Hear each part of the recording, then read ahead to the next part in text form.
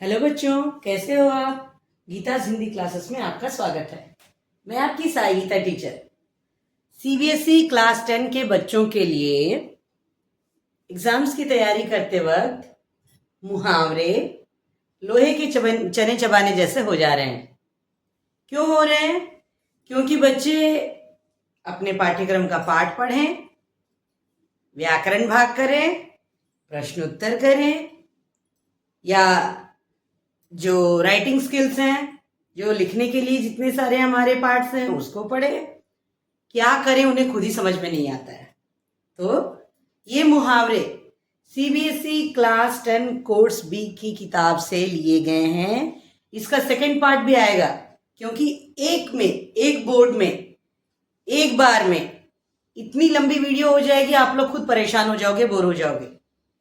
तो एक वीडियो में मैं नहीं, 2 पार्ट्स में बना रही हूँ। और इसके अलावा जो दूसरे कोर्सेस हैं उनके मुहावरे मैं अलग से बनाऊंगी। ये particularly CBSE class 10 course B उनकी उस किताब से लिए गए मुहावरे हैं।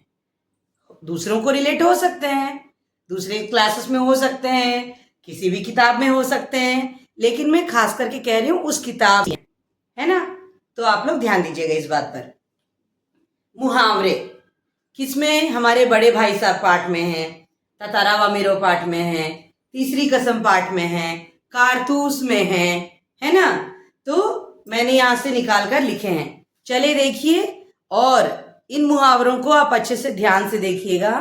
आपके फिल इन द ब्लैंक्स खाली स्थान भरिए के रूप में भी आ सकते हैं।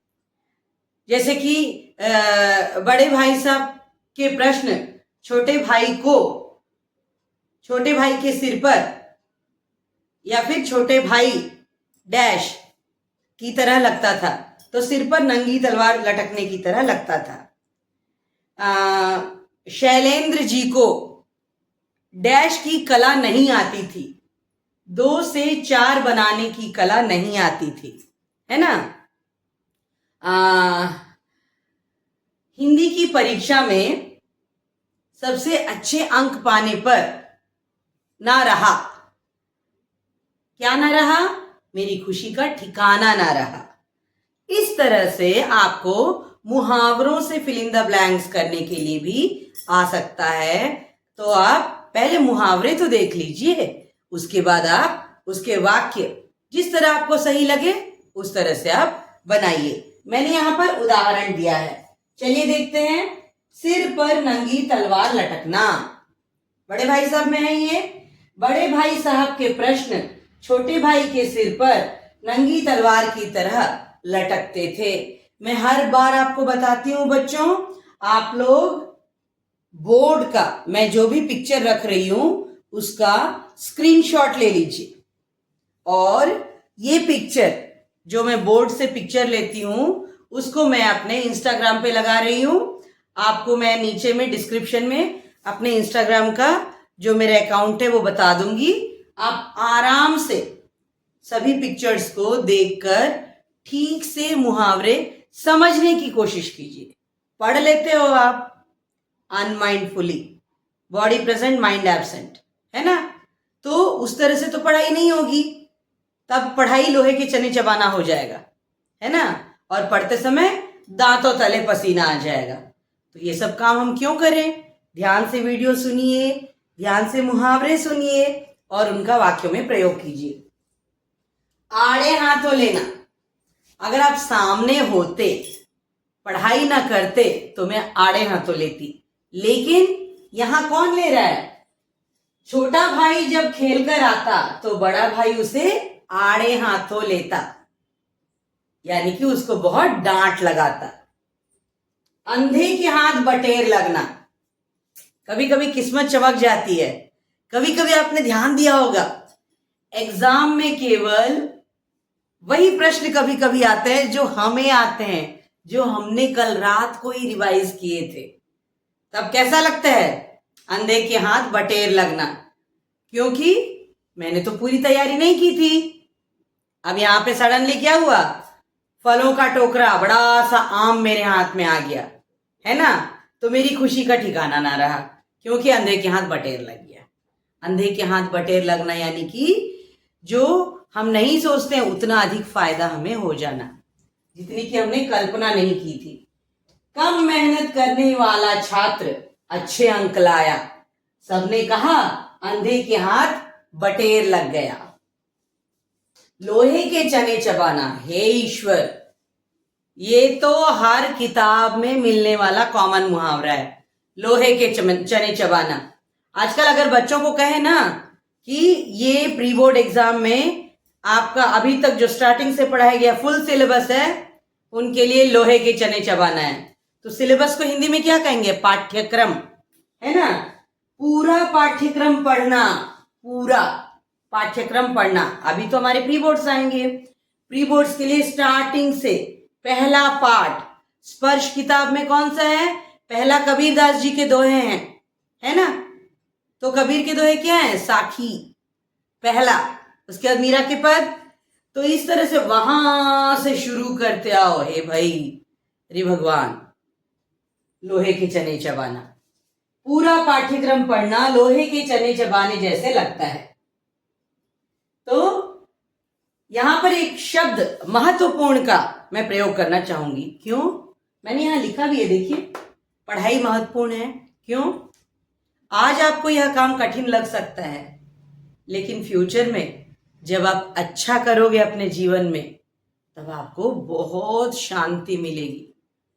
क्योंकि आप पढ़ोगे तब आप आगे बढ़ पाओगे। हमारे प्रधानमंत्री जी कहते हैं ना, पढ़ेगा इंडिया तो बढ़ेगा इंडिया। बिल्कुल सही है ना। आप पढ़ोगे तो आप अच्छी अच्छी जगहों पर नौकरी के लिए जाओगे, अच्छे काम कर पाओगे, रिसर्च कर पाओगे, नई चीजों की खोज कर पाओगे, कईयों की मदद कर पाओगे। बिना पढ़े, पढ़ाई अर्थात ज्ञान बच्चों, जरूरी नहीं कि you are learning word to word from the book only. We can learn from whatever is going around us. हम उससे भी सीख सकते हैं। पढ़ना केवल किताबी ज्ञान नहीं, ज्ञान सीखना हमें कहीं से भी मिल सकता है। तो यह महत्वपूर्ण शब्द, मेरे पास एक लड़की पढ़ती है क्लास 10 की, मेरे पास बच्चे पढ़ते हैं ट्यूशंस में, तो क्लास 10 की लड़की पढ़ती है, उसका नाम है गीतांजलि, विशाखापट्टनम में ही रहती है, ठीक है। उसको कहीं ना कहीं से महत्वपूर्ण शब्द अपने वाक्यों में डालने ही हैं। किसी भी प्रश्न का उत्तर लिखें, कोई लघु कथा लिखें, कोई पत्र लिखें, सूचना लिखें या विज्ञापन लिखें, कुछ भी। मैम कैन आई यूज महत्वपूर्ण? तो गीतांजलि, आपके लिए यहां पे मैंने महत्वपूर्ण लिखा है। क्यों? पढ़ाई महत्वपूर्ण है, इसको मैंने महत्वपूर्ण से जोड़ा है। कभी कभी बच्चों की कुछ कुछ बातें ऐसी याद आ जाती दिमाग में कि याद करते वक्त बड़ा मजा आता है, और हम टीचर्स को गर्व होता है कि हमारे बच्चे पढ़ने में इंटरेस्ट दिखा रहे हैं। कई बच्चे मुझे पर्सनली कॉल किए हैं कि मैम आपकी वीडियोस बहुत अच्छी लग रही है, हमें समझ में आ रहा है, और आपको लगता होगा व्यूज इतने कम हैं, कैसे मैम बोल रही है, झूठ बोल रही है क्या? नहीं बेटा, ऐसी बात नहीं है। कई बच्चे क्या होता है, ग्रुप्स में बैठ के देख लेते हैं, तो मेरा 10 व्यूज की जगह 1 व्यू में ही सब काउंट हो जाता है। कोई बात नहीं, ये सब बड़ी बात नहीं है, ये महत्वपूर्ण नहीं है। महत्वपूर्ण क्या है? पढ़ाई। आप पढ़ो, उसके बाद बात की बात बाद में, आप पहले पढ़ाई करो। तो यहां लोहे के पसीने आना, चने चबाना हुआ, दांतों पसीना आना। दांत में कभी पसीना आता है क्या? इसका अर्थ समझो कितना कठिन कार्य है। क्या है? कम समय में अत्यधिक मेहनत। कल सुबह हमारे एग्जाम के लिए आज रात भर बैठकर हम पढ़ाई कर रहे हैं। दांतों पसीना आएगा ना, क्योंकि कम समय में इतना अधिक काम करना है हमें। अत्यधिक मेहनत दांतों पसीना ला देता है। आपको दांतों पसीना आना मतलब दांतों पसीना आना नहीं लिखना है, वाक्य के अनुसार अंतिम जो शब्द है, जो क्रिया है, जैसे बदलेगी उसे बदलना है। जैसे यहाँ दांतों पसीना आना, वाक्य के अनुसार ला देता है, ये परिवर्तन आया, ये बदला। ऐरा गहरा नथु खैरा, इस पे कई वाक्य हम लिख सकते हैं। हर कोई वीडियो बना देते हैं बच्चों को पढ़ाने के लिए। उनके पास एक्सपीरियंस है, उनके पास पूरी की पूरी जानकारी है, उनके पास पढ़ाई मतलब बच्चों को सही तरह से समझाने की कला है, क्या है, सब अलग बात है। ठीक है, चलिए इसको छोड़ दीजिए, कोई बात नहीं। आपने ध्यान दिया होगा, मुझे सर्दी हो रही है, मुझे खांसी हो रही है, अरे अरे तुम ये करो वो करो, मतलब हमारे पास अनुभवी ज्ञान कम है, लेकिन हर कोई अपने आप को डॉक्टर समझ लेता है। और बेचारे जो इतना पढ़कर एमबीबीएस करके, एमएस करके, एमडी करके, बहुत कुछ करके, जो लोग रात दिन एक करके आंख फोड़ कर पढ़ाई करते हैं, उन डॉक्टरों को हम बिल्कुल भी मतलब हाँ ठीक है डॉक्टर साहब ने बोल दिया, जबकि उनके पास पूरा ज्ञान है, हम उनको दरकिनार कर देते हैं, है ना, जो आंख फोड़कर पढ़ाई किए थे। और हर ऐरा गहरा नत्थु खैरा कोई भी राह चलता आकर हमें सलाह दे देता है। आजकल हर ऐरा गहरा नत्थु खैरा सलाह देने पहुंच जाता है, बिल्कुल सही है। लेकिन अगर सलाह सही है तो मानने में कोई दिक्कत नहीं है, मगर ध्यान से सोच समझकर। आंख फोड़ना, डॉक्टर बनने के लिए आंख फोड़कर पढ़ाई करनी पड़ती है, सही है भाई, बिल्कुल आसान नहीं है। डॉक्टर की पढ़ाई लोहे के चने चबाना, डॉक्टर की पढ़ाई दांतों तले पसीना लाना, डॉक्टर की पढ़ाई सुनते ही प्राण सूख जाते हैं। डॉक्टर की पढ़ाई अगर मेरा मतलब अगर मान लीजिए मैं नीट एग्जाम में क्वालिफाई कर जाती हूँ तो मेरी खुशी का ठिकाना नहीं है, क्योंकि ये बहुत कठिन पढ़ाई है और बच्चे बहुत मेहनत करते हैं। उन सभी बच्चों को मैं कॉन्ग्रेचुलेट करना चाहूँगी जो बहुत मेहनत करके मेडिकल की सीट लेते हैं, पढ़ाई करते हैं, आगे बढ़ते हैं, क्योंकि एक बहुत बड़ी सेवा है। ऐसा नहीं कि वो लोग तो फीस बहुत लेते हैं, लेंगे भाई, क्योंकि उन्होंने इतनी मेहनत की है, अब उसका वैल्यू तो एक होगा ना। लेकिन कई लोग हैं कई जगह पर जो चैरिटी के लिए भी जाते हैं, लोगों की मदद करते हैं, हर जगह फीस नहीं मांगते हैं हर कोई, है ना, वो लोग भी अच्छे काम करते हैं, हमें उन्हें अप्रिशिएट करना चाहिए। क्योंकि सही में मुझे डॉक्टर्स बहुत पसंद है, बहुत अधिक मैं डॉक्टर बनना चाहती थी। कारण अलग है, मैं बन नहीं पाई, लेकिन मैं बहुत पसंद करती हूँ, मुझे बहुत अच्छा लगता है। कहीं कोई डॉक्टर सुनते ही मेरे स्टूडेंट्स जो भी पढ़ रहे हैं मेडिकल की पढ़ाई, मुझे इतना अच्छा लगता है, मतलब मैं क्या कहूँ। एक है शांतनु, श्रेय प्रकाश, उनको देख कर ही मुझे, मैं क्लास 9-10 में बोलती थी, उससे पहले बोलती थी हाँ ये कल डॉक्टर बने कितना अच्छा लगेगा। फिर उनके नाम भी मैंने सेव किए डॉक्टर्स के साथ। जिगर के टुकड़े टुकड़े होना, ओहो हो हार्ट ब्रेक हो गया। मेरे मित्र के स्वार्थी व्यवहार ने मेरे जिगर के टुकड़े टुकड़े कर दिए। देखिए, जिगर का टुकड़ा वो एक अलग मुहावरा है। जिगर का टुकड़ा मतलब पार्ट ऑफ माई हार्ट जैसा, मतलब सो लवेबल, सो लविंग। मेरे बच्चे मेरे जिगर का टुकड़ा है ना।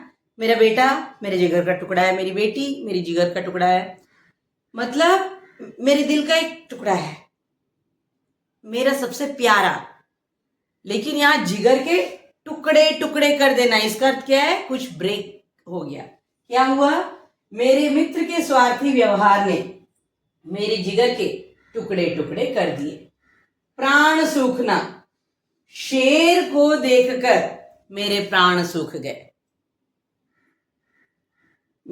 और एक बच्ची जो पढ़ती है मेरे पास, चरणी है उसका नाम, हे ईश्वर, वो कई सालों पहले ऑस्ट्रेलिया से आई है, लेकिन अब तो इंडिया में ही है ना, 10th में आ गई है। हिंदी का नाम सुनते ही उसके प्राण सूख जाते थे। हालांकि अभी उसने बहुत मेहनत की, बहुत आगे आई और बहुत अच्छा कर रही है। मैं बच्चों की मेहनत को बहुत अप्रिशिएट करती हूँ। कोई भी बच्चा मेहनत करे मुझे बड़ा अच्छा लगता है, मुझे बहुत पसंद है ऐसे बच्चे। तो प्राण सूखना, पहले हिंदी सुनकर उसके प्राण सूखते थे, अब नहीं सूखते हैं। शेर को देखकर मेरे प्राण सूख गए। सुध बुध खोना, यहां से तातारा वामीरो शुरू हो जा रहा है। वामीरो को देखकर तातारा अपनी सुध बुध खो बैठा। हम अगर अपने लेसन से रिलेट करें ना, बड़ा आसान हो जाता है, बहुत आसान है, सिर फोड़ने की जरूरत नहीं है। बाट जोहना, अगेन बाट जोहना भी उसी में है। तातारा वामीरो की बाट जोहने लगा। वो कहता है ना, क्या तुम कल फिर से आओगी, क्या तुम अपना गाना पूरा करोगी, इस तरह से। मैं प्रश्नोत्तर वगैरह इसलिए नहीं दे रही हूं क्योंकि हर स्कूल में पढ़ाने का तरीका अलग है, हर स्कूल में अलग अलग शब्दों से, क्योंकि हम कई तरीकों से प्रश्नों के उत्तर लिख सकते हैं। अगर मैं लिखूंगी तो मेरी मेहनत बेकार जाएगी, क्योंकि इतना बड़ा बड़ा लिखना है और मैं 4 प्रश्न से 3 प्रश्न से अधिक नहीं लिख पाऊंगी बोर्ड पर, और समय बहुत ज्यादा लग जाएगा। तो मैं पाठ के कीवर्ड्स सबको दे दूंगी, कीवर्ड्स को आप रिलेट करके आप अपने उत्तर लिखना। खुशी का ठिकाना न रहना। अगर कई बच्चे मेरी वीडियो देखकर हिंदी में बहुत अच्छा आगे बढ़ते हैं, शुद्ध हिंदी सीखते हैं, साहित्य मैम ने कहा है ना, अम की मात्रा, जैसे मेरे बच्चे जो मेरे पास पढ़ते हैं वो कहते हैं, ma'am ma'am I give ma'am, नहीं मैंने डॉट दिया मैम, मैंने 2 स्पून्स और डॉट दिए मैम। ये छोटी छोटी बातें बहुत महत्वपूर्ण होती है, बहुत अधिक। तो अगर सभी बच्चे, अगर कई बच्चे, अगर कुछ बच्चे, अगर एक भी बच्चा मेरी वीडियो देखकर कुछ पढ़कर आगे बढ़ता है तो मेरी खुशी का ठिकाना नहीं रहेगा। मैं बहुत अधिक प्रसन्न हो जाऊंगी, मेरी मेहनत रंग ला रही है। खुशी का ठिकाना न रहना। हिंदी की परीक्षा में सबसे अधिक अंक प्राप्त करने पर चरणी की खुशी का ठिकाना न रहा। वो बच्ची जो मैंने कहा ना, जो ऑस्ट्रेलिया से आई है, उसकी खुशी का ठिकाना ना रहा। अगर उसको हिंदी में हाईएस्ट मार्क्स मिल गए तो क्या कहेंगे? और एक मुहावरा,